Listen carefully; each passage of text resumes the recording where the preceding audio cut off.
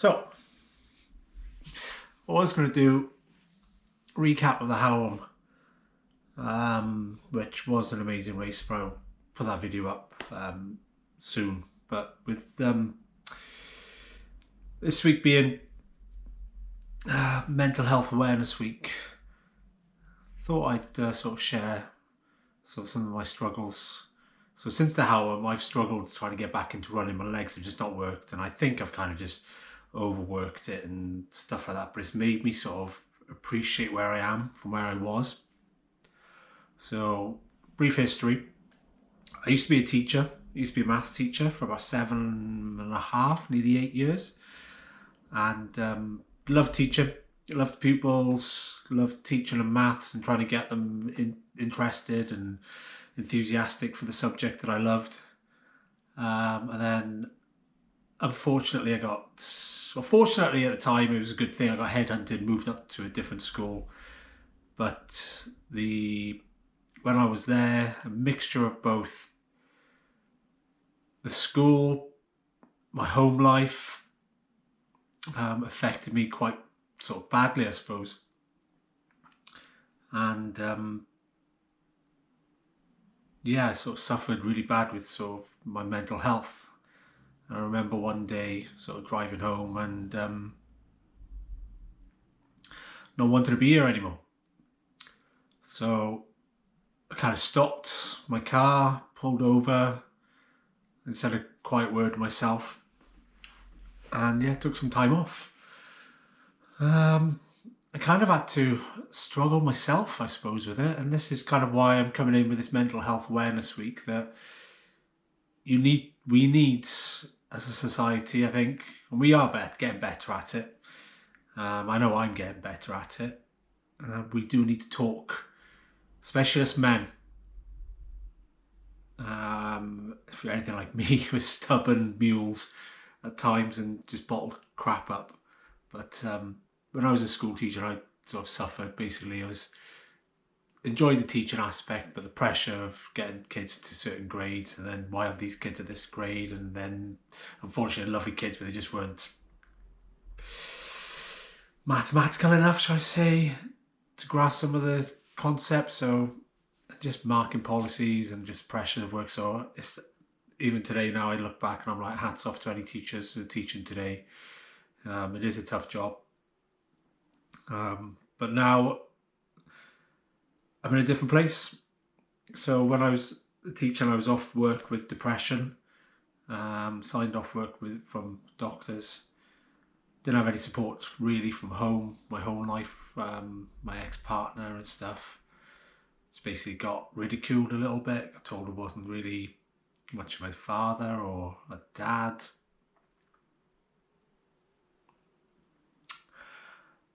And then trying to reach out to the school at the time for some support and some help. And all I got was a photocopy sheet of paper to say, ring that number, they'll help you. And when you ring that number, they can't help you.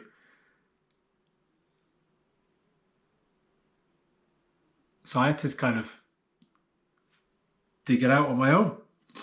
And my way of coping was to draw and paint. So I did like wall murals on my daughter's wall. Just did some drawings. I kind of just zoned out for a good few hours and didn't have to think, because I was that bad that I thought if I went outside, somebody would see me and go, "You're not ill, you should be in work. Oh, why were you doing a walk around town? You've been seen." And it made me sort of get worse and worse and worse. Like I said, my home life again just didn't help. Didn't have the support. Doctors didn't really help, if I'm honest. The doctor that I went to, he said, "Oh, snap out of it, Chris. You've been like this for a couple of months now. It's about time you snapped out of it." And yeah, maybe I should have, but at that time I wasn't ready.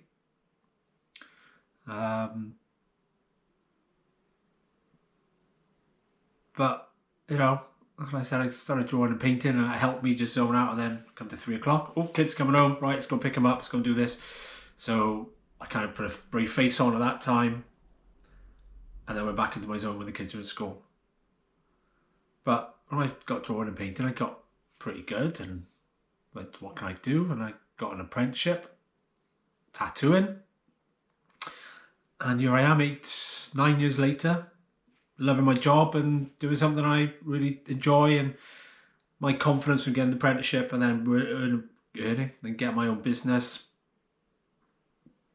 kind of helped me talk to like-minded people, or a varied amount of people as well, about my struggles, depression, pressures of home life, pressures of work life, and realizing that I wasn't alone. I wasn't the only person going through it. I wasn't the only man going through it. I wasn't the only parent going through it, or has been through it, or will. And even now, I've come through it and seen other people and helping them work their, let them vent to me. And sometimes people just need to talk. And I think that's what we need to do more. We need to talk. I'm not saying to be soft and, go woke or go broke or whatever the sayings are, and be offended by every little word that's said. But I think we need to talk and just get stuff off our chest, and sometimes just to go and talk to a stranger or talk to somebody and go, oh, they're doing my head in. Right? Kids are doing my head in. Partners doing my head in. Not that you don't love them, it's just you need to just offload sometimes. And stress of work, oh, this work's doing my head, they're rubbish, they're doing this. Just to offload. And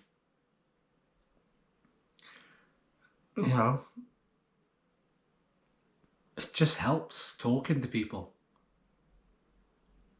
I tried all the medication, didn't work. One made me numb, one gave me leg twitches. And personally, I don't think meds work. They might work for some people, but for me, didn't work.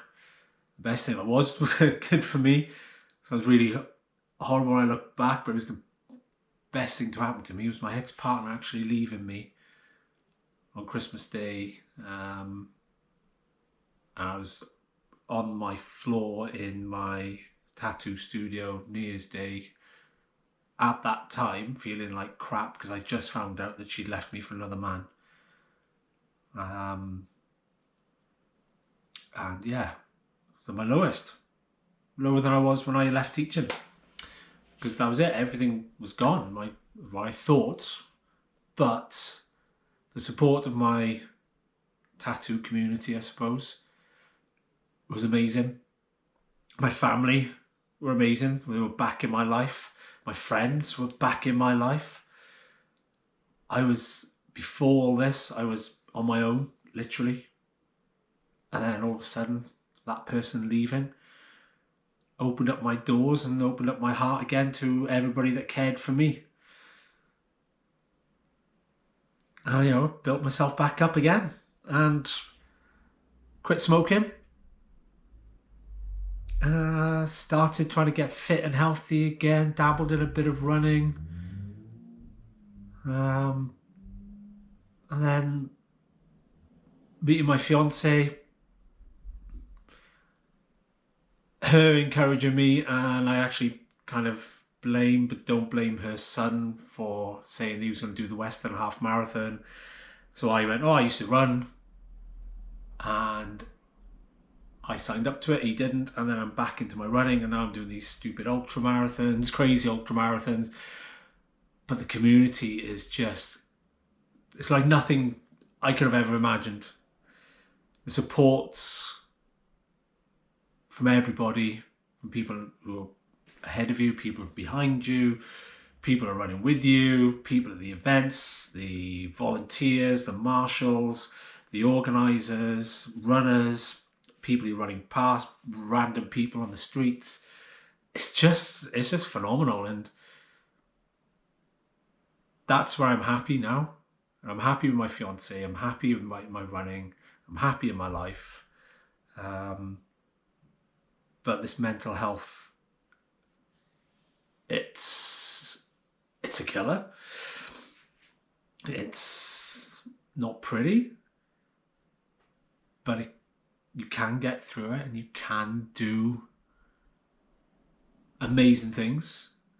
You can be a different person. You don't have to be stuck in the ruts and think there's nothing for you, and what have I got to offer?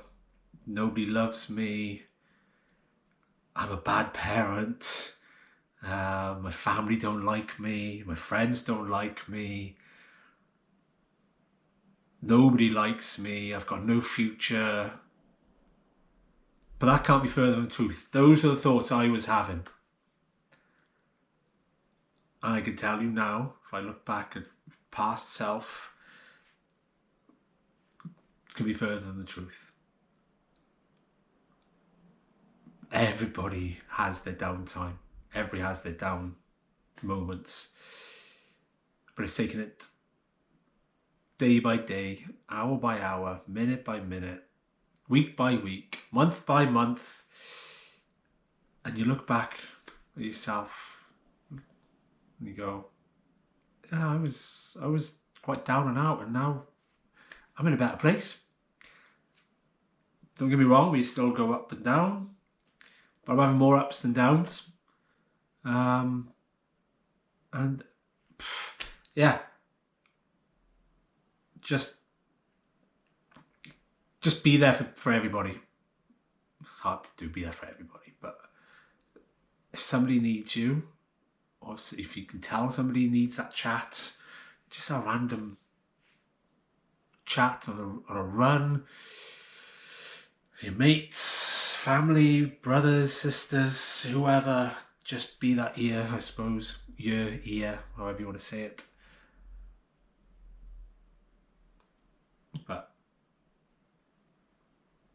yeah, so I don't know, I've been on a few runs this week, and just mental health just sort of, I struggle. I've been in that bottom third of running, like bad run, good run, and an amazing run. And I'm on bad runs at the moment, but you know, it's a bit like my mental health, a bit like your life. That's what running's like. You have bad days, you have good days, you have amazing days, and that's what ultra running's like for me. You'll have a good run, you'll have, even halfway through an ultra, you'll have a good bit, then a crap bit, then a good bit, then a crap bit, then a good bit, and then you finish, and you're like, whoa, that was amazing. And you look back and you go, that was an amazing event to get to. I'm babbling a bit now, but just, yeah, see what this looks like. Oh my God. I think I need to get that off my chest. But I do think running, any outdoor exercise, getting out and about, being with friends, family, loved ones, it's just, yeah, that's what makes us, I suppose. Right, I'm gonna go. If you did kind of like this, or you got something from this, yeah, drop us a like, drop us a comment, and hopefully I will be, I'm not hopefully, I will be, you're going to be positive, see. I will be, and again, I will be uploading the video of episode 3 of looking back at the how and what I'm doing training wise leading up to the Vogum, and yeah, right, let's go.